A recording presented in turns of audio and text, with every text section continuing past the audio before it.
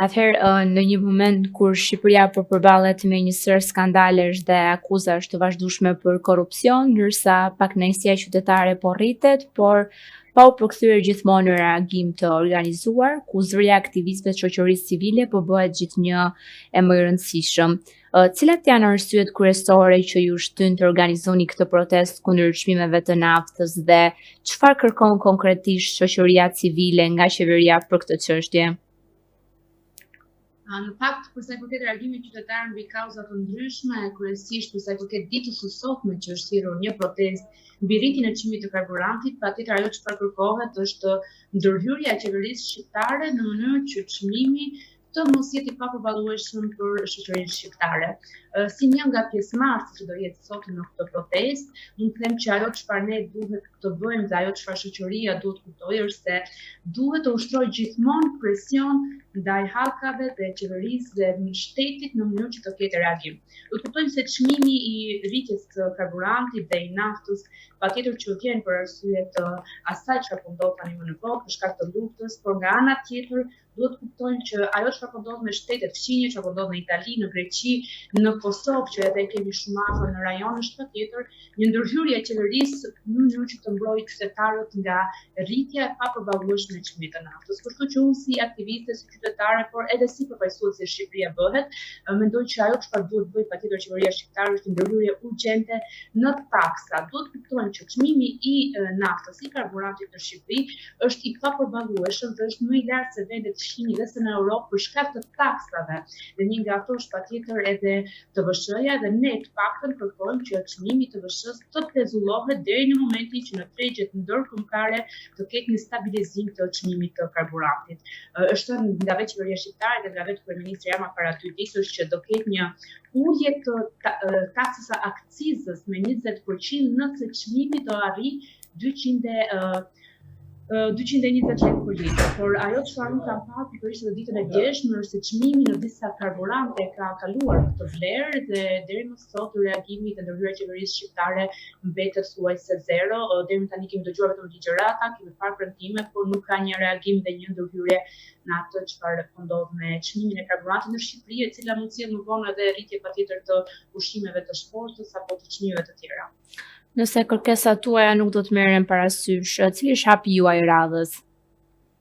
Mbetet për të parë se si do shkojë protesta ditën e sotme, si do jetë reagimi qytetar. Unë jam një nga ato qytetarë që proteston gjithmonë për kauza të ndryshme në shoqëri dhe ngres zërin gjithmonë për kauza të ndryshme. Mbetet për të parë se çfarë do ndodh me atë çfarë qytetarët kërkojnë sot dhe patjetër për të parë se do ketë një ndërhyrje nga ana e qeverisë. Por do vazhdojmë ta ngrejmë zërin qoftë nëpërmjet protestave në rrugë, qoftë nëpërmjet të denoncimeve të herpashershme në rrjetet sociale dhe nga ana tjetër duke kërkuar ndërhyrje të menjëhershme nga qeveria. Ndërkohë nga ana tjetër, çfarë po ndodh konkretisht me aksionin e Shqipëria Bëhet? A ka pasur rezultate deri tani? Mendoj që aksioni politik i Shqipëria Bëhet është një nga aksionet dhe organizimet më të mira politike që është bërë ndër vite, pasi po tregojmë një qëndrezë dhe një rezistencë përballë hajdutërisë, kundër hajdutërisë dhe pikërisht në vendin përballë institucionit ku kryhen dhe merren vendimet më të rëndësishme të jetës së qytetarëve. Kemi mbi 105 ditë që ne qëndrojmë ditë dhe natë përballë kryeministrisë, duke i kujtuar kryeministrit të vendit, duke i kujtuar bandës së tij, duke kujtuar qeverisë shqiptare që na kanë vjedhur, që janë hajdut të cilët abuzojnë jo vetëm me paratë tona, jo vetëm me jetën tonë, jo vetëm me të ardhmen tonë, por përpiqen edhe në mënyrë të dhunshme të heshtin protesta dhe reagime qytetare. Patjetër që ka pasur prytet e veta kjo protestë që ne kemi realizuar, e cila mendoj që politikisht është nga të rralla dhe të vetme që ka ndodhur në Shqipëri, dhe mënyra se si qeveria ka reaguar duke dhënë urdhra drejt policisë së shtetit, drejt uniformave blu që të ndërhyrin her pas here për të lënë atë vendosin e çadrave, vendosin e karrikeve, apo për të mos lejuar grumbullimin e njerëzve, tregon që impakti që protestat dhe qëndresat kanë ndaj asaj çfarë pushteti dhe qeveria kanë bërë sot, duke munduar të kenë absolutizmin e pushtetit dhe duke mos lejuar që qytetarët të organizohen, patjetër që sjell pastaj edhe prytet nëse qytetarët janë gjithmonë të vendosur. Ne kemi siç e theksova më përpara, mbi 105 ditë që qëndrojmë pareshtur përballë godinës së kryeministrisë, por nga ana tjetër ne vazhdojmë të denoncojmë në çdo mundësi që na jepet, në çdo ekran, në çdo media, në çdo hapësirë në rrjetet sociale, në çdo takim qytetar që kemi në organizimet tona, për të organizuar dhe për të bërë gati edhe me alternativën tonë për zgjedhjet e ardhshme. Ne kemi parë që ajo çfarë qeveria bën her pas here, të paktën është bërë udhës nga qeveria Rama, është të ndrojë fasadat, të ndrojë emrat e ministrave, të ndrojë figurat e qeverisë, por patjetër të mos lëshojë ata që i ka të përbashkët në vjedhjen që i ka bërë Shqipërisë, në këtë rast mos lëshojë Belinda Ballukun. Kështu që një nga pikat tona kryesore të protestës ka qenë ndërheqja menjëhershme e zonjës Balluku dhe vetë Edi Ramës dhe patjetër ngulmimi ynë për një kodëri zgjedhor që do mësoj shqiptarëve, partive të reja, por edhe të gjithë qytetarëve që votojnë që të kenë përfaqësim dhe meritokraci. Ju keni deklaruar se nuk e njihni avokatin e popullit. A është kjo një akuzë për kapje politike të institucionit dhe çfarë provash keni për këtë? Mendoj që ajo ka ndodhur me avokatin e popullit është një dëshmi e qartë asaj çfarë ndodh sot nga pushteti, por edhe bashkëpunimi opozitar i her pas hershëm me pushtetin. Vetë avokati i popullit si institucion tashmë është kthyer në pazarin politik të qeverisë për t'i treguar shqiptarëve se nuk duhet të kenë besim tek alternativat e reja. Mendoj që kjo ka qenë dhe ne jemi të bindur që ajo çfarë përfaqëson sot avokati i popullit si emër dhe si individ, por edhe si titullar i atij institucioni është nul, pasi ka ardhur si pasojë e një marrëveshje politike për të shembur shpresën tek e reja, për të shembur shpresën tek alternativa dhe për të pamundsuar hyrjen në parlament të një partie politike e cila ka marrë 64.000 vota të vlefshme, 80.000 në total, nga të cilat 64.000 të vlefshme. Kështu që nuk besoj që ka nevojë për komente të tjera për avokatin e popullit, i cili është qartësisht një marrëveshje e pastër politike nga ata të cilët deri më sot vetëm i kanë sjellë dëm në Shqipëri. A mendoni se protestat e organizuara nga Adriatik Lapaj po arrin realisht të ndikojnë politikbërjen? Nuk ka protestat organizuara nga Adriatik Lapaj, ka protestat organizuara në mënyrë individuale, një nga të cilët është edhe zoti Lapaj dhe vetë Adriatik Lapaj. Nga ana tjetër dua t'ju kujtoj që kjo protestë në momentin që ka nisur si një protestë qytetare, pavarësisht se aty marrin pjesë dhe janë pjesëmarrës organizator edhe qytetar me bindje partijake, edhe bashkëthemelues Shqipëria Bëhet apo antar të Shqipëria Bëhet, por aty ka edhe qytetarë të cilët nuk i përkasin partisë politike dhe qëllimi i kësaj proteste ka qenë gjithmonë që prej nisjes së saj që të zhvishemi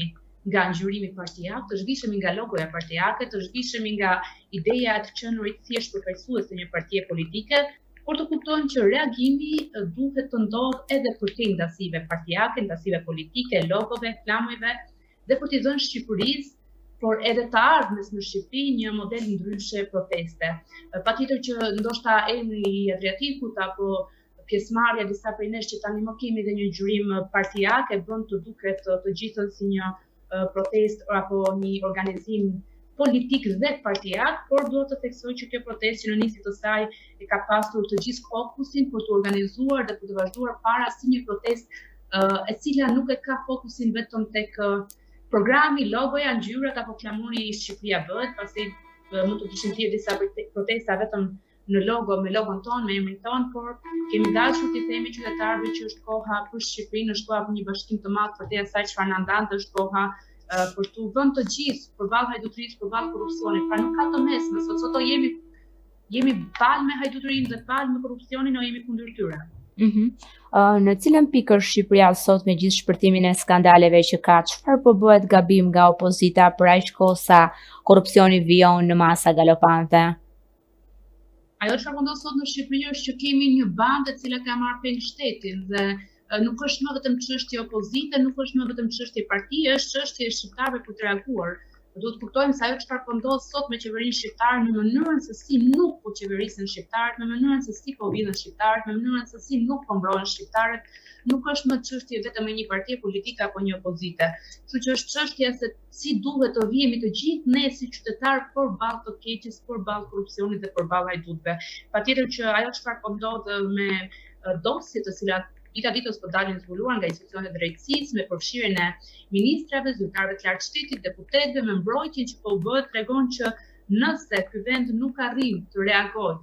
nuk arrin të kuptoj që është koha për reagim masiv popullor, atëherë patjetër që absolutizmi dhe pushteti absolut I atyre që na qeverisin vetëm do rritet dita ditës. Kujt I friksohet Rama sot? Rama I friksohet çdo zëri të lirë I cili nuk I përkulet atij, I cili nuk pranon marrëveshje me të, I cili nuk shet kauzat për të bashkuar me të. Edi Rama I friksohet çdo individi I cili nuk pranon të bëhet pjesë e pushtetit të tij dhe as të bëjë marrëveshje me pushtetin e tij. Edi Rama I friksohet një grup qytetarësh që protestojnë para dyerve të kryeministrisë, duke I kujtuar çdo ditë që ai është një hajdut dhe sjell her pas here forcat e policisë për t'u ambëlluar zërin, për të mos I lënë të protestojnë. Edi Rama I friksohet votës së lirë dhe prandaj ai bashkë me Partinë Demokratike kanë rënë dakord për kodin aktual që ne kemi zgjedhor I cili patjetër që është një kod që u jep vetëm atyre forcën, u jep vetëm atyre votën, u jep atyre mundësinë për të mos lënë përpajsimin e alternativave të reja në parlament. Edi Rama I friksohet çdo njeriu I cili reagon kundrejt tij. Çdo njeriu I cili është I vendosur për qenë përballë tij dhe ja thot në sy ato çfarë sot ndodh në Shqipërinë, ato çfarë ai me bandën e tij, ai me qeverinë e tij, ai me ministrët dhe deputetët e tij kanë bërë deri më sot Shqipërisë. Kështu që nëse çdo qytetar do vendoste të ngrihej, të dilte përballë Edi Ramës, kryeministrit të vendit, apo Edi Ramës, kreu të bandës që po na qeveris, patjetër që edhe mënyra e reagimit nga qeveria shqiptare për çdo lloj kauze do ishte edhe më shpejtë dhe më ndryshe. A do të jetë Gjermania shteti që do t'i bëj gropën përfundimisht kryeministrit? Përpara se të presim që të tjerët t'i bëjnë gropën kryeministrit, shqiptarët duhet të kuptojnë që